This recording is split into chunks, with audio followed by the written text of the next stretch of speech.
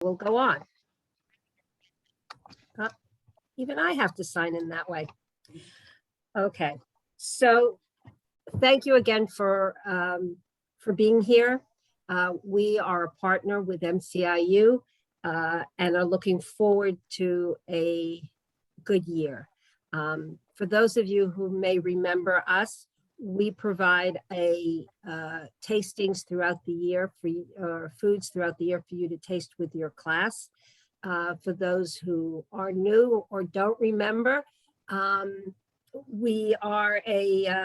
we're going to do a full training of all the materials, et cetera, that we have that can enhance your classroom and your teaching and increase nutrition education and awareness, healthy eating, healthy activities in your classroom.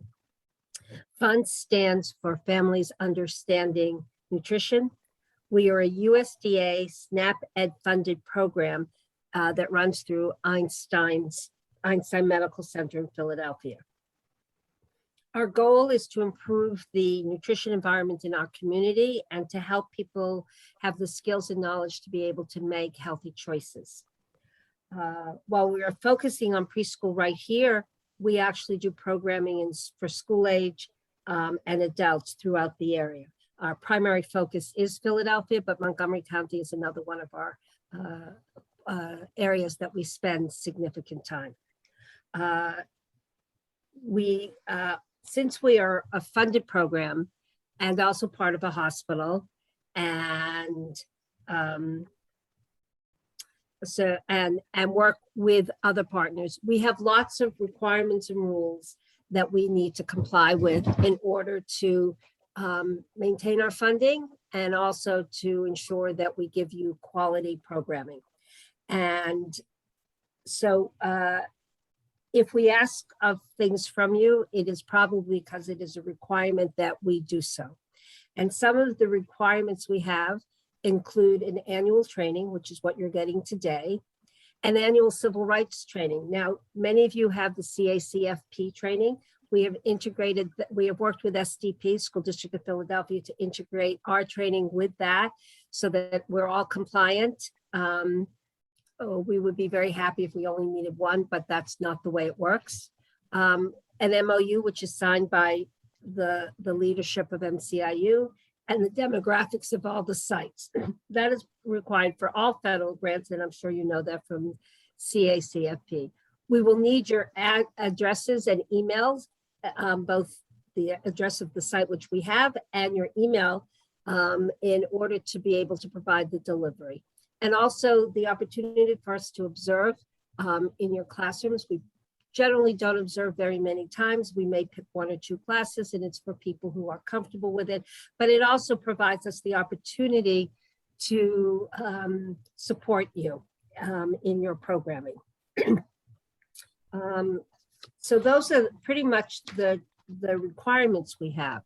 So what we give you or hope to give you is this nutrition training, as well as support throughout the year with training and information, monthly food deliveries, books, workbooks, craft materials, games, etc., for you to use in the classroom. And you'll hear much more about that throughout this program, through the training.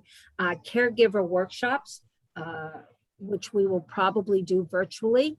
And as the sense has been that is the way most sites want it at this point. Access to our staff. We will have one staff person and who you will meet today, Laura, our dietitian, who will be the one probably delivering to your sites and be able to touch base with you when she comes and schedule other things as needed. And access to our YouTube and virtual materials, and at our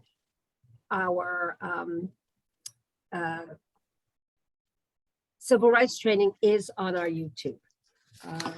And what we need from you is that you teach the monthly lesson, which you will receive, and that you communicate with the caregivers, letting them know what the children have tasted, what you are doing. We ask that you please use the materials. We have spent a lot of time, energy, and money on the materials that we are providing for you. And we want to make sure that they're used by the children and that you use them in ways that you find fun and enjoyable. That you respond to any questions or concerns that we have, that you give us the information, as I said, allow us to observe, and that you share ideas and concerns. This is a growing program. We learn from each other. And so any ideas you have that you think might enhance the program, we are receptive. And certainly any concerns you have, ways that we can improve, that's also important to us. And is critical for our growth and for us to be good partners to you. So at this point, I'm going to, let me just make sure I'm not missing anything. Sorry. Is that what I'm going to do now is that give you a overall view of what we're doing. So first you got the intro from me. Next, you'll get a basic nutrition lesson that will be done by, the lesson will be presented by Laura Major, who is our lead dietitian. We will go over books and literacy, which will be presented by Gretchen Thompson, who is a senior educator in our program. Following that, we will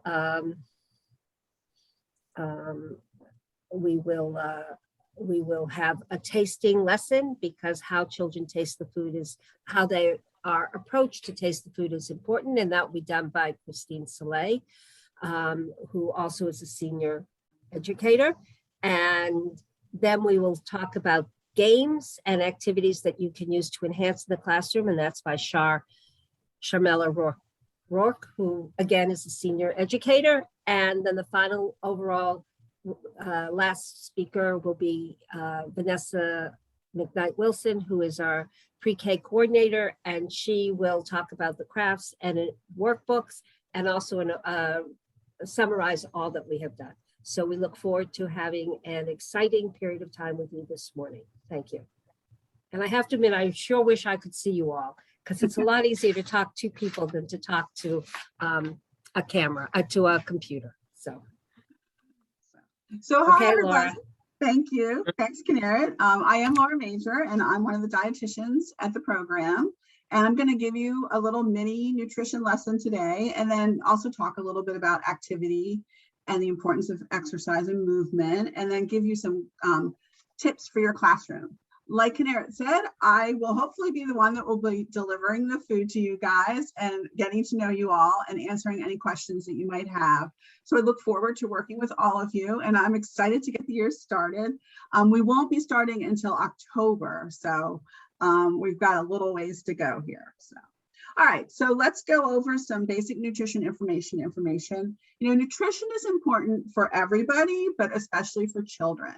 Not only do children need the nutrients to develop and to grow, but they're also developing habits that are going to last them for a lifetime. And if you've ever tried to make a behavior change as an adult, you know that that's not easy to do. It's pretty hard. So it's much easier to start with healthy habits at a young age than it is to make that change at an older age. So the USDA gives us with a tool to help teach and learn about nutrition, and it's called MyPlate. I'm sure you're all very familiar with it. MyPlate breaks the food into 5 different food groups, and each food group gives our body something that it needs to be healthy. So it's important that we try to eat from all 5 food groups every day. And now we're just going to take a quick look at each group. And the first group we're going to talk about is the grain group. Grains give us energy in the form of carbohydrates, and they also give us vitamins and minerals and fiber. Sometimes we just eat the grain, right? Grains are actually seeds of grasses, and sometimes we just eat the seed, like rice or oats or quinoa. And sometimes we take the seed and we grind it up and then use that flour to make bread or crackers or noodles or cereal or pasta. So that would be like how we usually use flour. There are whole grains and there are refined grains. If you eat the whole grain, you're eating the whole seed. So you're getting all the nutrients that that seed has to offer you. If you eat a refined grain, you're generally just getting that middle portion, which is where we get most of the energy, along with some vitamins and minerals. Sometimes our refined grains are enriched, and then they have some vitamins and minerals added back into them, but they're still not as healthy as eating the whole grain. And when it comes to grains, we want to try to make half of our grains whole. So you don't have to eat whole grains all the time, just about half the time. Next, we're going to talk about the protein group. And the protein group also provides energy, but its main job is to build, strengthen, and maintain our muscles and to build a strong immune system. We can get protein from animal and plant sources. Animal sources are things like chicken and fish and beef and eggs and pork. And plant sources are things like dried beans and peas, nuts and nut butters, and seeds. And when it comes to protein, we really want to try to eat a variety of different protein, because you don't just get protein from those foods, you get other nutrients as well. So eating a variety exposes your body to a whole bunch of different vitamins and minerals. Next, we're going to talk about the fruit and the vegetable groups. And I'm going to talk about them together because they're actually very similar. Both fruits and vegetables provide vitamins, minerals, and fiber, right? The thing that's different about them is the foods that are our fruits have more energy in them than the vegetables.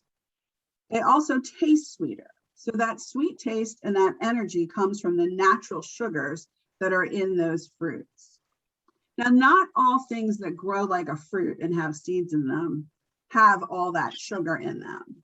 So some things that we consider fruits, like tomatoes and cucumbers and squash and zucchini, they actually go into the vegetable group on my plate because they don't have as much sugar in them. So they don't provide the energy and they don't taste as sweet.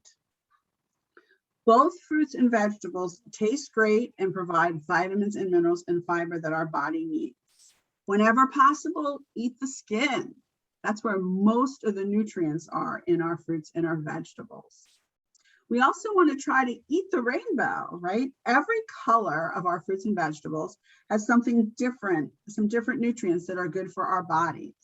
And by eating all the different colors throughout the week, you're ensuring yourself that your body's getting a wide range of nutrients. And then, of course, we always want to wash our fruits and our vegetables before we eat or cook them to remove the dirt and the germs that can help to prevent foodborne illness. When we think about vegetables and fruits, we want to remember to wash, to eat the rainbow, and to eat the skin. And most importantly, we want to try to fill half our plate with fruits and vegetables. So that means every time you take a bite of something that's not a fruit or a vegetable, you need to take a bite of something that is a fruit or a vegetable. Lastly, we have the dairy group. And dairy foods includes milk and then foods that are made from milk, like yogurt and cheese. Foods in the dairy group provide calcium, and calcium is important for our bones and our teeth and our heart, right? Whenever you can, you want to try to choose low-fat or fat-free milk. Soy milk and yogurt and cheese made from soy also go into their dairy group because they provide similar nutrients as our animal milks. Other milk alternatives like oat milk or cashew milk or rice milk they have calcium added to them, but they don't have the other nutrients like protein that you get from dairy and soy milk. So they do not go into the dairy group. So it is important that we make healthy eating choices, but it's also important that we move our body throughout the day. Activity and exercise are another important behavior that we need to learn and practice throughout the day. We also want to teach our children to do this, right? Incorporating movement as much as possible is just as important as eating healthy foods. We want to make it fun. Waddle like a duck to the table, tiptoe to the line, hop like a bunny to the rug.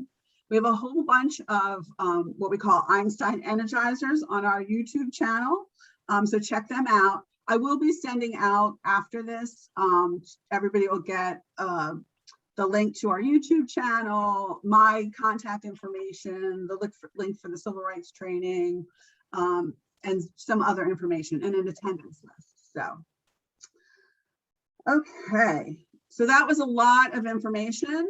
pretty quickly. I talk fast, sorry. But when it comes to our preschoolers, our main goal is to have them not to learn what food goes into what group or what one helps their bodies. What we really want them to do is to develop healthy behaviors and to eat healthy food so that they can grow, right? So when it comes to our students, we want to keep our nutrition messages simple. Healthy foods help you to grow.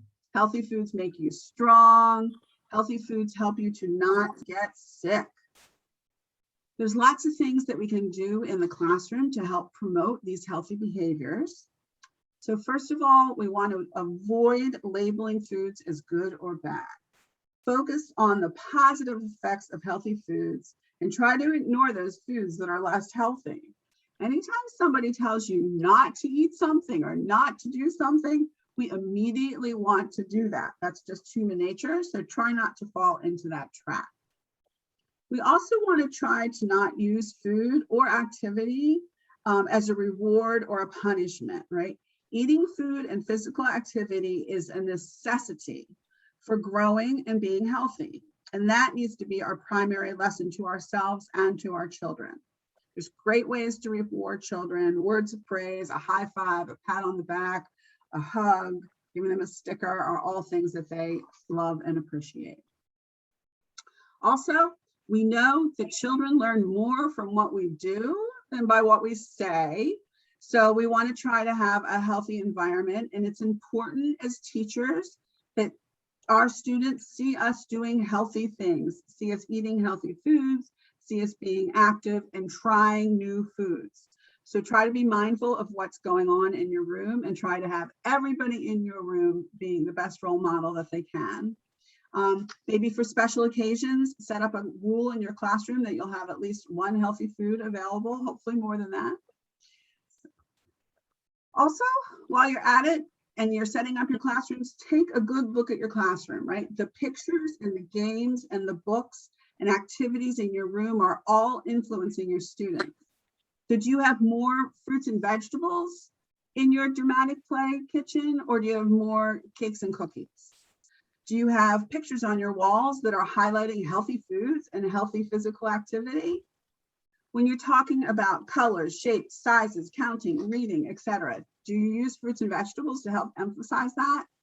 Anytime that you use a food to get across another educational point, you're giving that food a little mini advertisement, and you don't know what's going to spark a child to try a food or eat a healthy food. Also, can you create a healthy space in your classroom for communication and learning about foods when they're eating? All of these things help to reinforce good nutrition. So I hope you've enjoyed our mini nutrition lesson. We will be answering questions at the end of our presentation. If you or anyone in your staff are interested in learning more about nutrition, let us know. We're happy to do a more in-depth nutrition lesson, talk about ways to include nutrition in the classroom, talk about food allergies, or have a nutrition question and answer session. Also remember that we're available for caregiver workshops and parent and child virtual cooking classes as well. We'll be sending throughout the year some links to some of those as also. So now I'm going to turn it over to Gretchen to talk about the importance of our books. Great, thanks, Laura. I'm Gretchen. Let's talk literacy. Who doesn't like a good story? Well, reading books is an integral part of our curriculum. As we all know, exposing young children to books increases their language and general knowledge. In our pre-K program, there are 2 sets of books. Every year, we provide a bag of 20 paperback pre-K books for you to share and read to the children at your convenience. We have created a list of these books. For each book, we have included a summary of the story, talking points, craft ideas, and other activities that relate to healthy eating, so that you can integrate the books and activities into your programs throughout the year. At the end of the year, we ask that you give each child one of these books. The second set of books are books that are tied in with our lesson. These are primarily hardcover books and were provided to each classroom when we started the program at your site. These are books to be used with the food you taste. Each lesson plan includes a recommended book to read, which accompanies the food of the month that your class will be tasting. As you would with any book, introduce title, author, illustrator, share the pictures with the children, and ask questions or talk about how it's connected with the healthy food lesson. For example, we chose Clever Monkey to read for the cheese lesson. In addition to letting the children identify the cheese in the story as the food they will be tasting, it allows the teacher to engage the concept of sharing and whether or not we can really cut something into equal pieces. Two other books that are used for lessons are The Parrot, Tico Tango, and Go, Go, Grape. These books can be used for many fruits and also to highlight fruits of different colors and shapes. Talia and the Rude Vegetable teaches about many different root vegetables, but also reminds us of rude and polite behavior. The books we chose can often be used to teach other cognitive or psychosocial skills and reinforce and support pre-K learning goals. Our goal is to expose children to a range of books that will engage them and support programming. These books are USDA property and must be used in the classroom and returned to us if the classroom closes. When reading other books with your students, look for any possible nutrition or activity message to reinforce healthy habits, even if it's not the main message of the story. This concludes the literacy portion of our nutrition training. Next, Christine will talk to you about tasting. All right, good morning. I hope you're still there. I agree with Canara that I used to think it was hard to speak in public in person, but talking to a computer feels very awkward. All right, so now we're going to discuss the tasting portion of the lesson. Tasting foods is a very important part of the FUN curriculum. The goal of the program is to help children and their families choose healthy foods as a major part of our diet. We know that people eat what they like. Makes sense. We also know that people will not buy new foods because they do not want to waste money. Also a valid point. So we added the tasting portion because we understand the importance of these issues. Not everyone likes to try new experiences, even if they seem fun. The unknown can be very scary. So having children taste foods in the classroom, we're providing them with a safe and supportive environment where they can take risks at their own pace. Remember, at their own pace, the student's own pace. It's important to be stress-free during this time. Some children will rush to taste the food without even thinking about it. More students will be hesitant, and other students will take several weeks or months to taste the food. All okay. Celebrate the children no matter what their decision is. Now we're going to talk about the food tasting. Next slide, please, Miss Laura. Thank you. Before your first food tasting, it's important to have a practice class. I'm going to give you a walkthrough of how the practice class could go. Good morning, friends. Today we will be tasting foods. When we taste new foods, sometimes we like it, sometimes we don't. It's okay not to like everything. Everyone likes different things. So because your friend next to you doesn't like it, doesn't mean that you have to agree. We are all different. We're going to pretend today that the food on our napkin we like. We're going to pick it up together. We're going to look at it together. We're going to smell it together. We're going to sing a song. And at the end of the song, we're going to taste. I'll spare you my singing. All right. Yum. It tastes delicious. Everybody give me a big thumbs up. You want to explain to the kids that when they shout out to you, you cannot hear everybody's opinion at once. But if they use hand signals, you can see, you can look around the room and see that the child likes the food they tasted. So when we like something, we want to give a big thumbs up. Now we're going to pretend that the food on our napkin is something that we tasted and we didn't like. We're going to do the same exact thing. We're going to pick up the food. We're going to look at it. We're going to smell it. We're going to sing a song. And then we're all going to taste it together. But this time, our thumb is going to go down to the ground with no sound. Ugh, I did not like that. Again, it's okay not to like it, but I can't hear everybody's answers when they're shouting out. But I can see that you didn't like it because your thumb is down. Thumbs up says I like it. Thumbs down says I don't. Now, if you taste it and you need to try it again because you're not quite sure how you feel about it, you could always put your thumb in the middle. I like it, not sure, I don't like it. And I just tell the kids over and over again that I want to see how they felt about the food. But if they shout out at me, I'm not going to be able to hear everybody's answers. You do not want to have this to be stressful. There's no pressure. Make them feel safe. If they don't taste it, that's okay. We'll work on that. For the actual tasting, you want to remind students to wash their hands. It's really important that we don't put germs into our bodies. We also want to wash our fruits and vegetables before we eat them, because again, you don't want to put germs back into your body. When it's the actual time to taste, you want to use all 5 senses with the students. Have them tell you what it looks like, how it feels, if it has a sound, what it tastes like, what it smells like. This is a great way to expand their vocabulary and have them learn to express themselves. Finally, tasting time. When we taste, you want to try to get everyone to taste at the same time.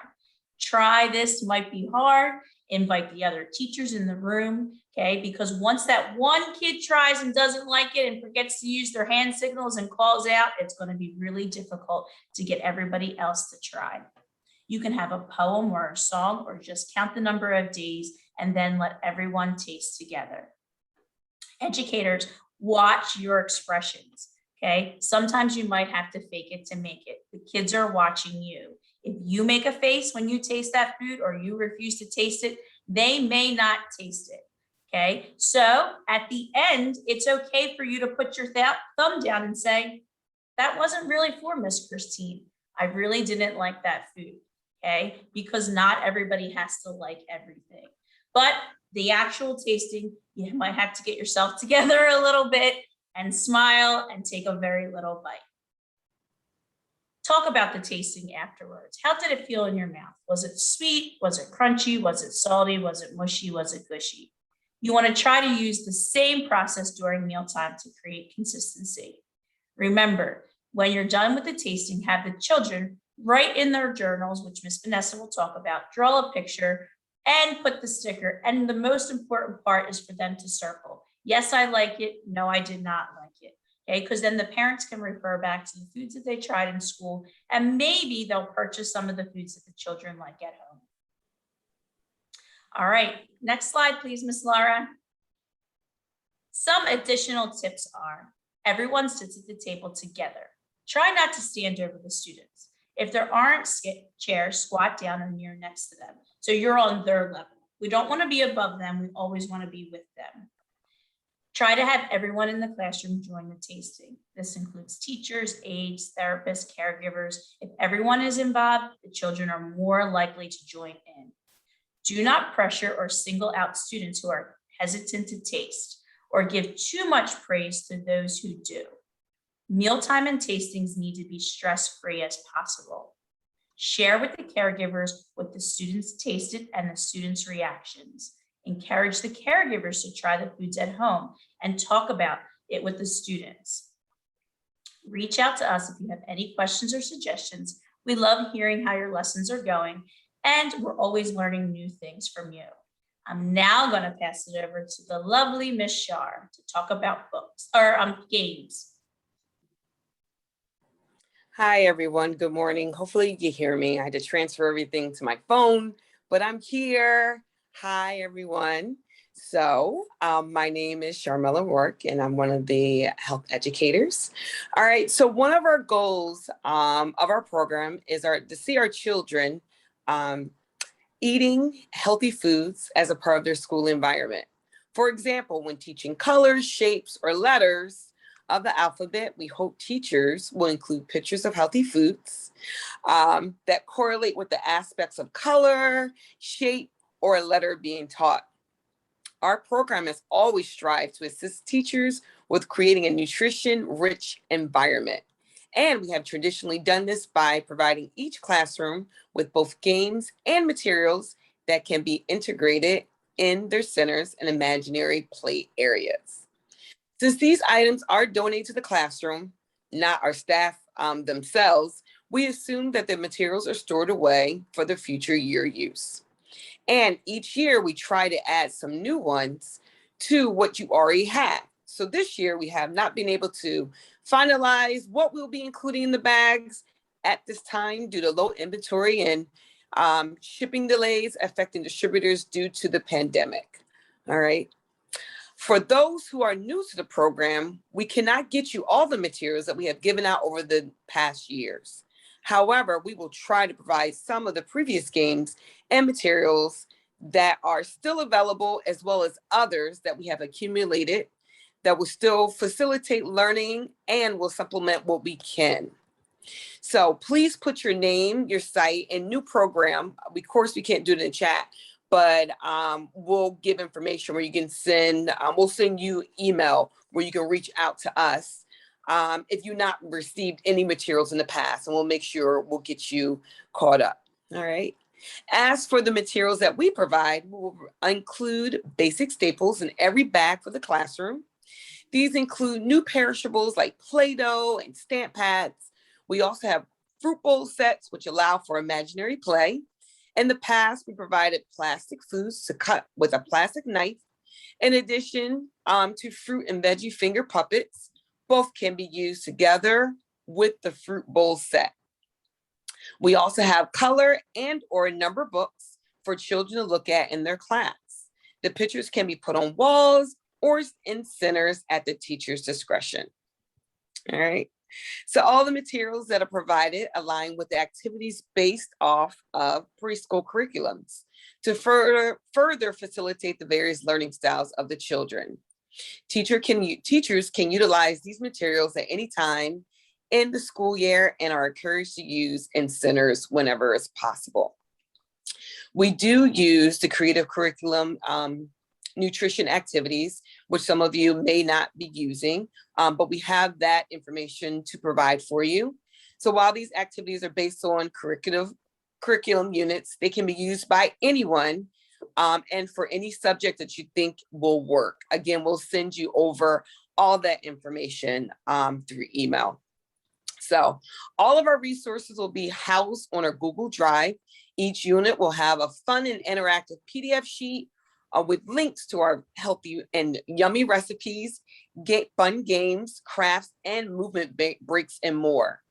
We try to provide both virtual and in-person activities. For example, our matching activities will be in both PowerPoint and a printable PDF. So you can use it for online play or print them out to use them in your centers. All right. For those with a computer in the classroom, I'm happy to share with you that we have a YouTube channel. It's a Better Starts Fun program, YouTube. Excited about that. You get to see a lot of your educators on the big screen with the kids who are probably very excited about. Have a great place for fine movement videos, books, book readings, craft and recipe demonstrations, recorded lessons, songs, and Granny Grocer interviews, and much, much more. We're always updating our channel, so please stop by frequently and let us know what type of content you like to see. We'll put a link, again, we'll give you the information on how to navigate our new channel. In addition to that, we will email you with all links and information in the coming days. If any time you have questions or need assistance with any of the materials, we have provided, please feel free to reach out to the health educator or coordinator assigned to your agency or site. All right, guys, thank you very much. And I'd like to pass the baton to Miss Vanessa. Good morning, everyone. So I am talking about the best part, at least in my opinion, as a former preschool teacher, doing the crafts. So we all know that being partnered with us definitely, or at least we hope you feel it definitely has some perks. So the best part of that is typically the craft bags, because we know that you guys are constantly needing materials. And we figure if we're asking you to do this stuff, the least we can do is provide you with some materials that you can use not just for our stuff, but also using it to incorporate into your curriculum with the other activities that you do. So our teams, for those of you who don't know, typically work really closely with a lot of various preschool teachers. We do it from different sites to try and get different perspectives, and using their curriculums where it helps us to shape what you guys need versus us just creating something and you not being able to use it. We also take into consideration the feedback that we get from you guys at the end of the year when we ask you to fill out the different surveys, and things like today with the training, asking what was your best takeaway or what would you like to see added. Things like that help us to make our utilization of the craft materials to the best level. We really dislike giving you guys things and seeing it sitting on the shelf. We want you guys to be able to use it. That way the children really get a well-rounded experience. So all the craft materials that we provide you guys with are definitely curriculum based, and that helps to really facilitate the various learning styles of the children. These materials can be used throughout the school year, and we encourage you to use them in your centers as much as possible. Templates for the shapes and activities can be provided electronically. That way you guys can add them to your curriculum during the themed units as you need them. And it also helps us to reduce waste, because we all know that we're trying to save the environment, right? So electronic things cuts down on the stuff that we're cutting out and giving you guys. It can be taken directly from the source. It also allows you to take the template according to your curriculum guidelines and cut it out yourself and use it as a site guide for the children. Let's see, so most of our materials work well with the books that we provide you guys, but we also want you to think outside the box and realize that you can also use these materials with books that you currently have in your classroom. Like they said during the book section, everything doesn't have to be, a book doesn't have to specifically be about food for it to have a nutrition message in it. So for example, Chicka Chicka Boom Boom, that's a great one. You can use it in so many different ways. So by tying the books with the hands-on activities, that's going to help to get those healthy messages reinforced. And it's also going to help to hone the children's fine motor skills by using those materials. As educators, I'm sure you already know that children absorb messages from their environment. So by doing craft activities that can be displayed throughout the classroom and then later taken home, that's really going to help with children's self-worth and self-esteem. And it's also going to create some really good dialogue for your parents to have with their children about what they learned at school. Additionally, it's going to bring up that conversation that we're hoping that they're having about healthy food messages and incorporating different foods into the household. So this is also good for some bonding time as well, right? Because everybody's like attached to their phones and tablets. We're all really burnt out. So when they bring these things home, it's going to increase that bonding and that eye-to-eye contact that we encourage for our parents to have with our kids. And at the same time, promote healthy eating habits in the home. So in your bag, you're going to find a lot of different materials that can be used for hands-on projects. So it's a nice list, okay? You'll get some self-adhesive foam shapes, tissue paper, pom-poms, fabric squares, rainbow ribbon, colorful yarn, glitter pom-poms, adhesive foam felt, I'm sorry, this is the tongue twister, self-adhesive foam fruit felt shapes, star ornaments, a printed paper pack, and wiggly eyes. As I believe Christine mentioned, you guys are also going to deal with the alphabet journal and tasting stickers that go along with the foods. Thank you, Laura. That go along with the foods that the kids will be tasting this year. You can use this journal in tandem with the tasting that you do with the children by having them practice writing the letter of the food and drawing a shape of it on that page. And all the children should get a sticker. So as you can see under the letter A, there's that space there. We typically encourage the teachers to put the food sticker beside the A whenever possible, if it's enough room, depending on the size of the food, and that determines kind of the width of the sticker. By doing that, we want every kid to feel included, right? Inclusion is very important to us, as I'm sure it is for all of you. We don't want the sticker to become a reward for if they do not do or do not taste the food. So the sticker is just to reinforce their visual sighting of the food and to help them if they are drawing it. It gives them something to look at and try to create their own shape as they see it, right? Never use the sticker as a punishment or to reinforce any kind of negative feeling. If they don't taste at that time, like Christine said, try to think of what you can use to bring a positive aspect of them not tasting. Oh, I know you didn't taste it, but I'm glad that you at least touched it or you at least smelled it, or maybe next time, okay? You can also use this sticker in these journals for other activities. It doesn't have to just be for the nutrition tasting itself. So if you want to do bees and we're not tasting a bee food and you want to talk about balls and bouncing and black and blue, you can also use the journal for that. And that makes it really versatile, but also it helps you to see the progression that your students are making throughout the year.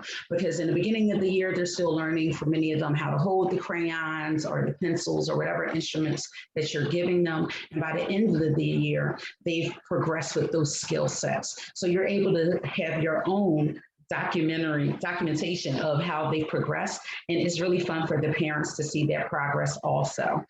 And lastly, like I said, there'll be those electronic templates of the foods that you guys can use. We're providing the awesome and totally amazing YouTube links for you guys to check out. And those resources can also be shared with the families. So thank you guys. I hope that actually gives you some insight into utilizing that. Does anyone have any questions for any of us? I did have a couple questions. Just a moment. When you were talking about the books, you said to give the books to the children, but then I also heard you say that they need to go back to the program. So do we give the books to the children? There's two different sets of books. One is a bag of 20 books that are paperbacks, and those get distributed to the children. And then the hardback books are the ones that stay in the classroom. Most of the classes have already received the hardback books because they were given when the program started at your site. Those books are not given every year. Those are actually belong to the USDA, to the program. You will receive every year 20 books for your class to read and then to give out.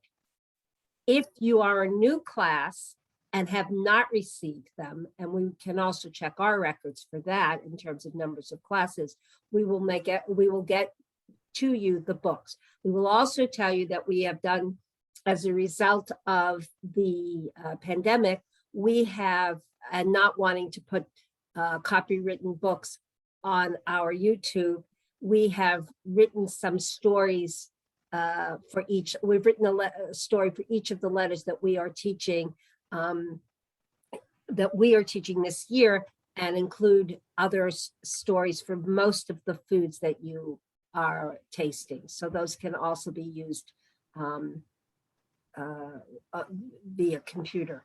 But I hope that answers your question. So in your classrooms, just like there are materials that we have given over the years to each class, those are cumulative, and we don't give those again. We give new ones each year.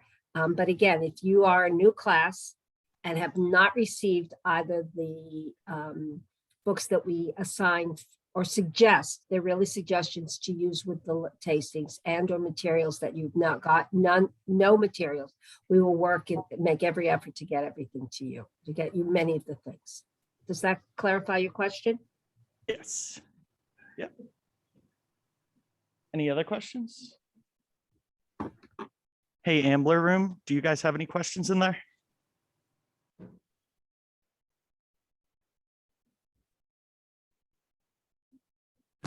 No, I don't think we have any. Okay. All right, great.